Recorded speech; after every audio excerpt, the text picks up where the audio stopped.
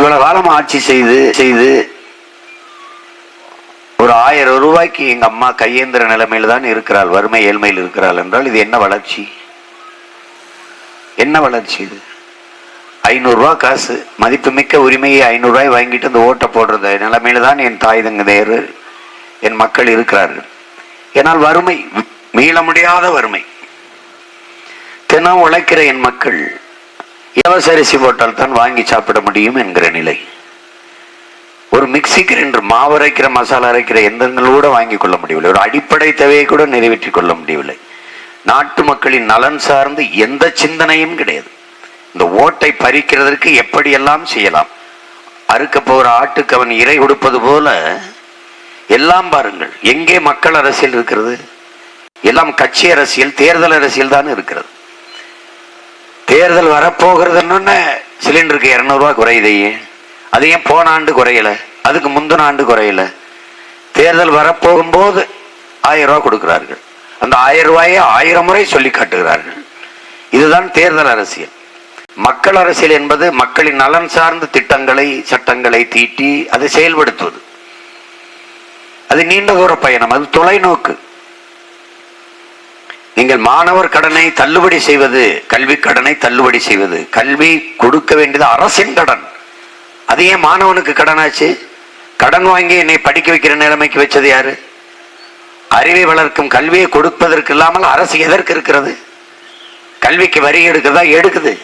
அப்ப அந்த வரியை வைத்து எனக்கு ஒரு தரமான கல்வியை தர முடியவில்லையே. நான் கடன் வாங்கி கல்வி கற்க வேண்டிய நிலைமை வருகிறதே. அப்புறம் அந்த கடனை தள்ளுபடி பண்ற, அந்த தள்ளுபடி வச்சு பண்ற காசை நீ நல்ல முறையில் கல்வியில தரம் உயர்த்துவதற்கு செலவிட்டு கல்வி தரத்தை உயர்த்தி இலவசமா கொடுத்திருந்தா நான் ஏன் கடன் வாங்கி படிக்கிறேன்? ஏன் கடன் வாங்கி படிக்கிறேன்? விவசாய கடன், ஒவ்வொரு முறையும் விவசாய கடனை தள்ளுபடி செய்கிறார்கள். ஆழ்ந்து சிந்திச்சு பாருங்கள். மறுபடியும் கடனாளி ஆகி தள்ளுபடி செய்யற, மறுபடியும் கடனாளி ஆகிறானா? ஆகிறான். அப்புறம் மறுபடியும் தள்ளுபடி செய்யற, அப்புறம் மறுபடியும் இந்த கடனாளி ஆகிறான், மறுபடியும் தள்ளுபடி செய்யறேன். ஏன் கடனாளி ஆகிறான்? அவன் கடனாளி ஆவதற்கான காரணம் என்ன? அவன் விளைய வைக்கிற பொருளுக்கு விலையை அவன் தீர்மானிக்க முடியல, அதுதான் காரணம்.